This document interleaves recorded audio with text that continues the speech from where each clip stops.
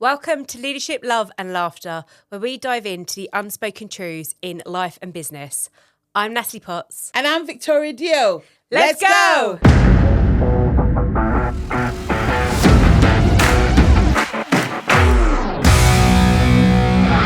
Hello there. Welcome to Leadership, Love and Laughter.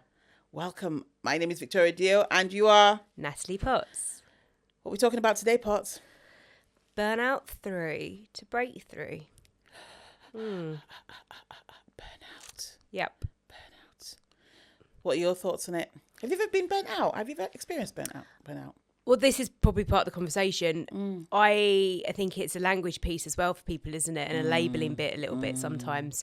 I was back in 2019, I was signed off with exhaustion because the doctor was going to put it as burnout. I was like, that's not going on any note. And back to my boss, it's going to say exhaustion.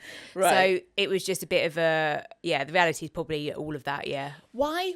That's interesting though, but why did you not want it to say burnout? What's the difference, in your opinion, between burnout Yeah, and I guess for me, this will be because I don't know how much I conform to people being burned out, because I think and especially running my own business, I love what I do. So it's an interesting piece that I'm working through a bit as well, is like, what is burnout? And people have a different, they'll have different struggles with it. They'll have different understandings of it. I think the reason that it was more exhaustion burnout back then was because I wasn't in love with life and what I was doing in the same way. And there was clearly, for me, there was a disconnect between my life and business and work in the corporate world at the time. And I just don't have that the same way anymore with life I am choosing to create in business. But I'm very mindful of sharing this because for some people, I think that just sounds a bit easy to say, or I think it sounds a bit wishy-washy, and I don't really have it's not empathetic enough to the fact that some people will go through that. Yes, but if we go back, so at the time you had a job. Yeah. You weren't happy with your life at the time, and you still decided that you didn't want burnout to be on your record. So my question is, even when things weren't great, what was the difference between burnout and exhaustion? For me, exhaustion was just like, I'm just tired, I need some time out. Right. I just needed time out, where for me burnout was like a bit more despair, and I guess I even saw look on your face think as you saying it is in pure disgust. I have a thing with burnout of being a weakness. Right. And that's probably the hitting hard home bit, because I know sharing out loud people that doesn't sound empathetic, and I understand that. But for me, I don't think it's, I just saw a burnout as a bit of a weakness, whereas exhaustion wasn't the phrase that was bandied about in the same way. Okay. And I think that's the thing as well. Sometimes we go through, for me, a lot this year, everyone's like, I'm overwhelmed. And I think, like, again, that was a term at the time that was really bandied around. Yeah. Like everyone would then just accept that as well. If I had people that were coming to me saying I'm burned out, and I was like, okay, I didn't want to be in that bracket. Yeah, it's interesting because I've just come back from Cameroon, and when we're looking at what to talk about and stuff, we thought that this would be a really good time to talk about this. So I've literally been working on my business for 4 years since I came back from America back in 2020. I haven't traveled. Like I've done a little bit of traveling, but nothing that I would write home about. And I realized at the end of last year that I was just going with the motions in my business. I couldn't think. And I know that you've been privy to that, where I'm probably one of the most creative people with the work that I do, and I couldn't come up with a sentence to explain what I did, how it would benefit people.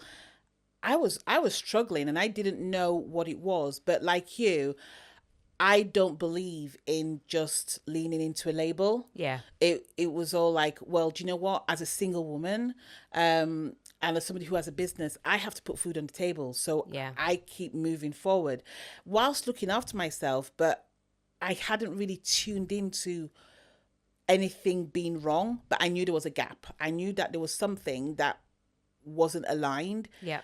And I was working on myself and also seeing my healer to make sure that I was okay. When I got to Cameroon, we arrived on the Friday. On the Saturday, Sunday, we drove to meet my oracle. So my seer, my healer, the person who anointed me underneath the mountains of Africa. And as soon as we got there, I knew that I'd experienced burnout. I knew how close I was to literally maybe not coming back from where I was going to go. Okay. And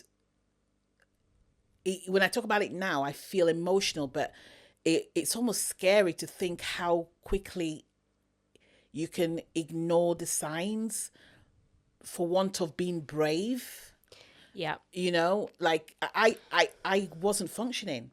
And after spending 2 weeks, I spent 30 hours in the jungle. That's a whole different story that I'll talk about at another time. But 30 hours in the jungle, 40 degrees sun, which is too hot, but it healed my body. Like bits of my body that were aching stopped aching within 24 hours of arriving. Now, I can't stop writing. I can't stop coming up with ideas. I know. I said that the other day. I was like, can you go to Cameroon more often? Yeah, I need to go to because I'm on it, right? And I'm not burnt out. But it took me going there to realise how bad it was. So that was my breakthrough. And I think that's where I'm open to, because we've had that conversation. Therefore, I don't want to blanket it. Well, I don't have burnout. Like, I just think that's a bit ignorant. Yeah. And it's not empathetic enough to others' situations, and I don't want that. And I'm open to always, be challenged and learn more. But that's what I said at the time. And nevertheless, because people don't say exhaustion the same way type of thing. And also there was the reputation I had at work and the pressures I felt there in terms of no one else went off with it at my level, like wasn't the thing. And again, the point of, well, why me? So that came into like my thought process quite a lot of the time. And I guess I was just burning the candle a lot of ends. I was obsessively into the fitness again at that time. I was doing a second photo shoot. I wasn't eating a lot, and that brought loads of fatigue. And then, therefore decisions aren't made in the same way, in the right way. You're very emotionally driven. Yeah.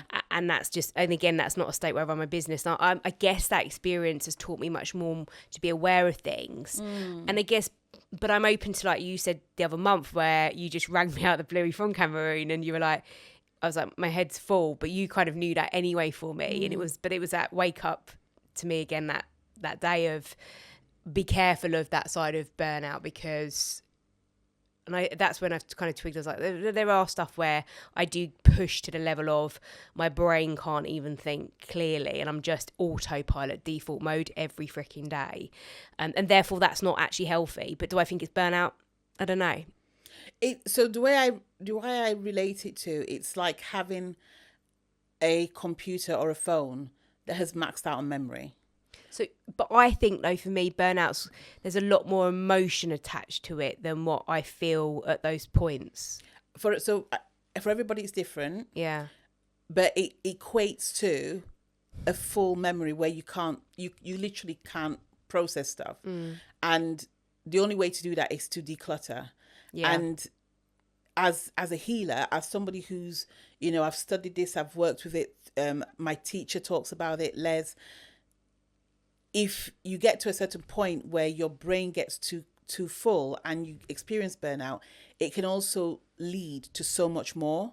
So, for example, if you look at people who suffer from Alzheimer's, it's that bit where their brain is so full they can't absorb any more information. Yeah. Which is why, so for example, like my dad, God rest his soul, he could remember what had happened years ago, but he couldn't remember what was happening now, because they got to a certain point where his memory stopped working. So he remembered everything from the past, but it was too full to remember anything else. So it crashed and burned. Yeah. So burnout comes from different elements, so to speak. But I think it's more about acknowledging what okay looks like and what it doesn't, and that's where self-care comes in. One of the things I say to my clients all the time is I talk about decluttering of the mind, finding a way to declutter, and going on holiday is a great place, aligning, feeling grounded. As soon as I hit the jungle, it was almost like everything just came out, and I can feel it. Like even now talking to you,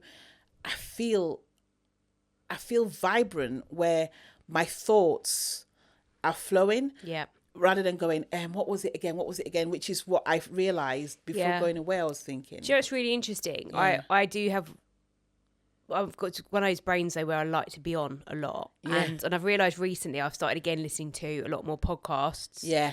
Where it's like, oh, I haven't got time for that. It's like I've started listening to more when I'm either on like cardio in the gym or just in the morning type of thing as I'm getting ready. I will have more of those, and I'm reading more. Or if I'm just at home, I don't watch a lot of TV at all. No, I never have done. I don't have a TV. If I do, I absolutely binge. To be fair, actually, we lie. We do binge rubbish like Love Island. Well, not Love Island. Love is Blind, don't we? I watched Love is Blind the other day. That. I know, but I watch it on my computer and stuff. That was so good. Okay, so did anybody else watch Love is Blind? Tell me, season 6. We have the ability to do that, and that's our little output of blurb for 10 minutes of the day where we just catch up with that. But the point there is I get more, it fills my mind more to watch on like YouTube in the evening. Like I would absolutely love that. So, and I found recently I've been doing it even more so. I'm following certain people like, everybody knows I like Stephen Bartlett often, but Gary Vee's another one in America, a little bit of Alex Hormozy. It's just people that are just more documenting their life and it's their journey. I watch that documentary side, or yesterday I listened to something on Steve Jobs just speaking, just like you're around them in the room where they're thinking differently. And I find, like you just said, that fires all cylinders for me in my head, and like loads of things come together. Yeah. So I love that, and I don't see that as that's like, for me, that's not work mode, or I need that stimulation from things, the same as I need what people would say it's intense to keep going to a gym, Heidi, but I physically need that. And again, like you say, it's individual for us all, but I also know that I've got the awareness now to see a state of it becoming obsessive with the gym, so I think it's a learning piece, and I think it's like we shared there's lots around, maybe don't attach to other people's labels or other people's opinions on what something is. Define it for yourself. Yeah, so there's a lot there to unpack. So funnily enough and stuff, it's that all the people that you talk about, I listen to as well. And I'm very conscious that since coming back from Cameroon, I'm listening to so much more. Yeah. Like I'm literally just, I'm absorbing. Yeah. Like I'm reading, I'm listening, I'm listening, I'm writing and stuff. Like everything's moving through. But when you hit that point where you start experiencing that block. Yeah. You start to realize that you can't do much, and that happens physically as well. Yeah. Sometimes for some people, they can't even go to the gym. So like before I traveled, I couldn't go to the gym and stuff. Like I literally just didn't have it inside me and stuff. Now I've come back, I'm like, okay, which exercises am I going to do next? Like I'm buzzing, like I'm really looking forward to it. But with regards to labels, and here's the thing, I don't like labels. I don't like labels either, which is probably one of the reasons why I just kept on plodding along and working on myself, as opposed to going, hang on, these are the symptoms. This is what you're manifesting in yourself. So let's have a look at it in this way. But I'm a strong believer that if you feel it, do something about it. Does that make sense? Like, rather than, I think the reason why we talk about the whole overwhelm thing, because I'm in the same mind as you, going, oh, I'm overwhelmed. It's like, I get that you're overwhelmed. What are you doing about it? Yeah. Are you sitting in the same place and just basking in the world of overwhelm? Or are you removing yourself from the situation so that you're no longer overwhelmed? And do you keep going back into a space where overwhelm meets you and wants to have a party? Like, how conscious are you to actually move away from that? Do you know what I mean? Like, is that whole label thing? So there I lose my empathy, because there are people that we know who overwhelm is their middle name. Like literally, that if you ask them a question, the word overwhelm is going to come in and stuff. And you're like, Lord Jesus. My response to that one is always, if I make you underwhelmed, is that going to be okay? Yeah. It's like, yeah, I get it. And again, it's not that we're not being empathetic. It's just like, if you realize that you're talking about overwhelm, if it is once a week or more, then you need to address it, because it's not going to do any favors. And I remember meeting a great teacher called John DeMartini. I met him. Yeah, that's interesting. That's never come up. I've not met him. I went to one of his events in London years ago. Oh, okay, yeah. So he's. Oh, it's a long story, but yeah. So I know. Yeah. So I know. So I've met John DeMartini, and I remember years ago, I went up to him. And just for anyone that doesn't know, then, who is John DeMartini? God, he's a scholar. I can't remember the name of his model and stuff, but It's all a lot of values-based work. Yeah, I can't even explain the work because it's been such a long time. But he's a very good teacher, and it's just a different way to connect with yourself. It's a different way to connect with yourself. It's a different way to work with yourself and understand where you're going. But one thing that I loved about him was that he could look at you and he could determine why you were experiencing the issues that you were going through. I remember once I went to him and I went, so I said, I've always been a big girl. I said to him, I've always been a big girl. I said, so what's that about? And he goes, what part of you loves being a big girl? And I went, what do you mean?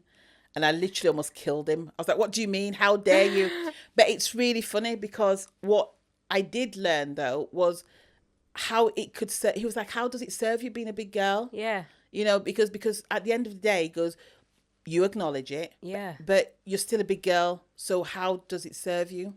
And so, and whilst I went through it and I looked, and I've actually got a book of what I thought served me, what I was like, so I guess this is how it serves me. This is how it's quite an interesting thing. And even, I mean, I don't do diets and stuff, and then maybe I probably should, but I don't do diets. But every time I have that conversation with myself, which is less now, a lot less now, around, you know, it's more about health than anything else. Yeah. And I'm not unhealthy, but it portions, you know, like when I do eat, I don't eat often, but when I do eat, I eat a lot. But I'm like, okay, this is your choice.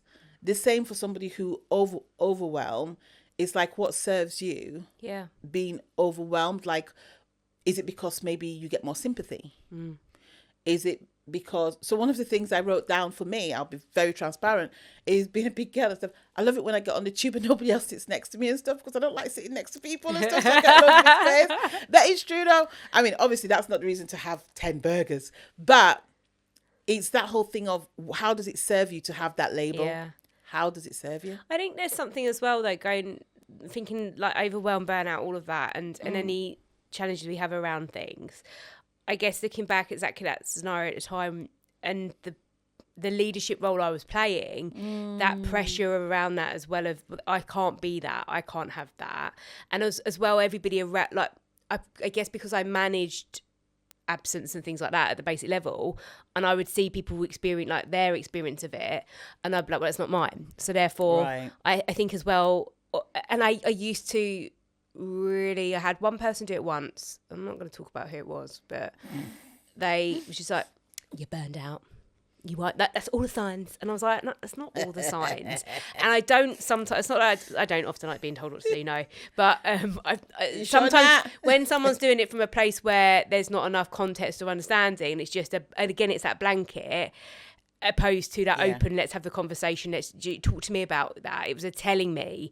And that's where I don't conform to those types of things. So I think it's an interesting one. And I think what I've learned to do is put in certain mechanisms and self-management, self-care things for me now to help me on that. And I'm always working on that. And it really hit home last year working with, I guess I'm one of those people that something happens to me, I like it doesn't happen again type of thing. If I don't like it, I'll make the changes so it's not a repetition thing. But I worked with a mindset coach, Renee, who's in Canada. She's got a beautiful relationship with her, where she's very, very good. And I've not met someone for me in that way that is able to really help me channel into certain things around my mindset of business, life and everything, and do it so openly and just trusting myself with it. And we spoke a lot about, again, this whole thing of, like you said, like, absolutely, we all need holidays and that downtime, we do. And I think it's more about the environment shift actually around that. And environment, I think, is underplayed in a lot of circumstances. But the point that we don't just have to have a holiday or a spa day to feel like that freedom, or to feel that, I can just chill now. It's like, what can you do every day, or small little things across your week that brings that into a natural thing in terms of self-care the whole time? And it really challenged me at the time. And she's like, what do you do each day that you love? And I was like, I said, well, gym is that to me, but other people have its thing where they'll say, well, that's not. And even my dad said it once, like, he goes, you don't go to the gym and see it like most people do. He goes, it's like work mode for you. So I've had to work, and he's right. And I had to work through how I was seeing the gym as well, and just be a bit more, not so pressured of, got to do this. And I go because I enjoy it and I love the feeling after it. But actually the self-care around the things of like I love to read, or I love to go for a walk. And what do I really need when I'm in a certain state in my business is what I've been able to really identify through that conversation with Renee. So I'm able to look at my mental health in a different way and look at and know the triggers a little bit more, the warning signs. But look, we're still working on it all the time. So I think where I need to now improve is there is like you when I rang you the other week, and it's like my head literally feels like if you whacked it, it would be like a block. It feels like that, and that's not what I want. That's not the healthy side I want to be. I don't think anybody wants it. This is the thing. Like, I think on a conscious basis, I don't think anybody wants it. I think it just happens. And like you say, it's about how to maintain it. Like for me, meditation in the morning, prayer, that whole decluttering bit, you know? I love that. The decluttering things are something I think I need to work on that. Yeah, it like literally just, even if it's just taking it, I mean, I know you've got a notebook that you write all sorts in and stuff, but literally emptying your thoughts into that, having someone to bounce against and stuff, like, you know, we have each other, and we've got, you know, and we've got other friends as well that we can talk to. Yeah. That itself is a huge amount of therapy, right? I miss that. Going like corporate side, and I said to this to a client the other day, I said, you're running your business on your own, and they're falling out of love with it, they're resenting certain things. And I said, that's natural, that's okay, it's okay, we can feel this. And it's like, who do you talk to? And it's like, no, that basic level of what I talk about quite a lot of Maslow's hierarchy needs, and like, you know, with Tony Robbins, the 6 things that people need, and that being a level of connection, security. 6 human needs, the 6 human needs. I think that even in though, and I've had both. I've been in my business on my own and felt lonely and isolated, and I've created a community now. But I felt also been very, very lonely, even around people in the corporate world. So that level of connection you need, and being around people, and a bit of banter, and, you know, like we said, like, who do you laugh with? I said that to my client the other day. So I said, when do you laugh? When do you have fun? When do you bring in those emotions? But that's why that's why relationships are really important. And I want to touch on something else that you said. But I think I know relationships are very important. But you have to nurture them. It's that whole thing where you can't wait for relationships to find you. Sometimes you have to make the effort as well. 100%. Yeah, like I'm going to an event next week and stuff, which you should be at, but you've got other stuff going. Yeah. And when you asked me if I'm excited, I said I can't wait, because it's another opportunity to hang out with like-minded people and just be. And even that itself is good for my mental health, because I'm going to laugh. You know, I'll probably have a glass of wine. Or two. And have a dance. Who's going to be opening the door for you and taking your bags and stuff, though? I don't know. I might have to recruit someone else. I think you might have to fire you because you're not going to be around and stuff. But before I forget, though, you did say something earlier on that I really wanted to allude to, because I know that there are people watching this who are leaders, and they can completely resonate with what we're going through. And especially in your case, where you talked about, you know, being a boss in the corporate world. We've all been through it, but I know that your experience was a lot more conservative and stuff, like with how you experienced that. And it's that whole thing of being a woman. You know, being a woman, even women who go out who are pregnant and stuff, it's like if they come back from maternity leave and they feel overwhelmed or burnt out, they'd be scared to say it, because it's like, but I've just taken all this time off and stuff. And it's like, it's not time off. You had a baby and what have you. Or again, not wanting to feel as if whilst you're managing absence, having to take an absence as well, because you're managing other people's absence. Yeah. And is that whole thing where, again, remember that you're a human first. This is my advice to people. I did a presentation to some engineers last week, and I said, remember, you're a human first before anything else. And I think you say that a lot, and it sounds like really, it's always easy to say, like, no, you have to. I really wish, actually, when I look back, that's one thing I did see my role as more, is I'm not this blimming cog in here. No, I am you're not a robot. human. You're not a robot, and you're not your role. That's another thing as well. That's a massive thing. You're not your role. Like somebody asked me, was it yesterday or today? I've just brought somebody into the team, and they said, "Oh, what's their role?" And I went, "I don't do roles." And they went, "What do you mean?" I was like, "I don't do roles." I said, I don't care about a role. I care about what you can do and how you can help and how I can help you. I said, and sometimes if we've got like chief exec and stuff, that's all you think. But when you go home, you're not a chief exec and stuff. It's like nobody gives a toss if you're a chief exec at home and what have you. Okay, maybe they might look at your salary and stuff, but even then, some people will be like, I don't even know what he does, but or she does. Like they're just bringing the salary. It's like, forget about that. Just be a human being. Because here's the thing: if you can be vulnerable enough to share your experience, others will empathize with you, and actually you'll create more of a following in that way. I mean, I posted a video recently about this, and I had so much support around it because people were like, oh my God, I'm feeling the same way. And I thought it was just me. So what would you say, I know you've sort of like alluded to it, but what would you say to someone who is experiencing burnout or experiencing any other form of mental health challenge? What would be it's an interesting one, because I think I shared it before in here, but I was a volunteer for Shout Crisis for 18 months. So I would speak with people at the point of wanting to take their life.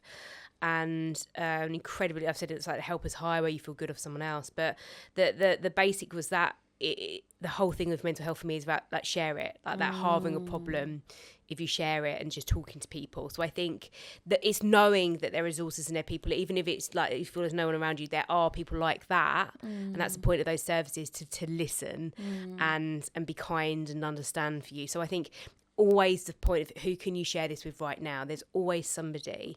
And I mean, I walk past one of my benches near me when I go for a run sometimes, or walk around the block and that, and there's a bench there that says sit here, and if you want someone will sit next to you and have a chat type of thing. And I was like, well, that's nice. It is nice, but it's like, whoever does that. But it's did you sit?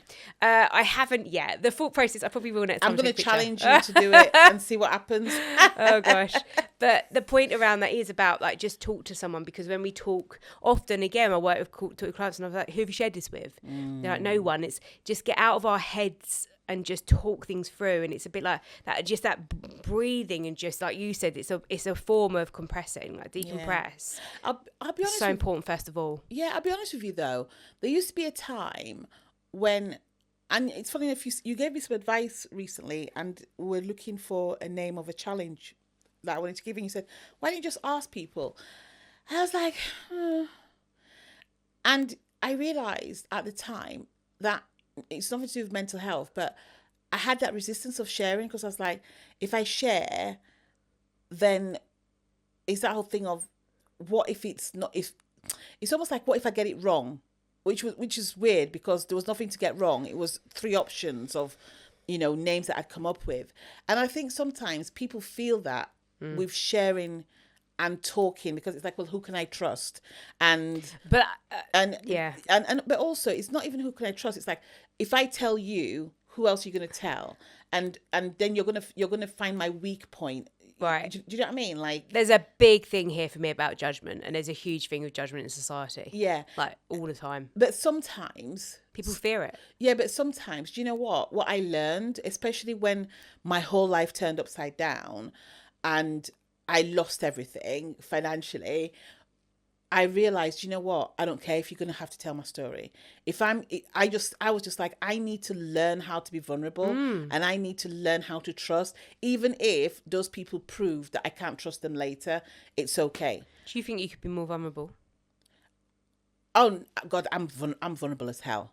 I never used to be vulnerable. Like now I don't care who knows my business. Do you think I am? No, hell no. Really? Jesus Christ, hell no. Wow. Nah, I've worked on it as well. No.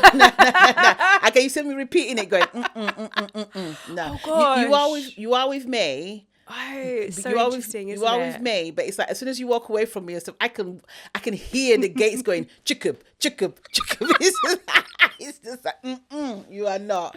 No. I do have certain trust things sometimes that I have to work through. It's cute when you are vulnerable, though, because like when you are vulnerable, at least we know that you are vulnerable. You know, like sometimes people are vulnerable for the sake of being vulnerable, and you go, I don't even know if that's genuine. Yeah. Right. But when you're vulnerable, you know that you're being vulnerable because like you're vulnerable to very few people. Yeah. And stuff. But yeah, you ain't vulnerable and stuff. But no, I've learned how to be vulnerable. We're all working on something. Oh my goodness. That was fun. It was fun. That was fun. Well, listen, we are going to be back very soon talking to you about something else, but let us know what you think. Like, this is an interactive podcast and we love hearing back from you and also seeing how this resonates with you. You know, we're going to be talking about more topics, but also most importantly, if you know anybody else that would really enjoy these podcasts, then share the love, just share it, and we'll speak to you soon. Take care. Bye. Thank you for listening. If you know someone who needs to hear this, please share it with them, and we would love you to subscribe. Remember, the insights shared only have value when you take action.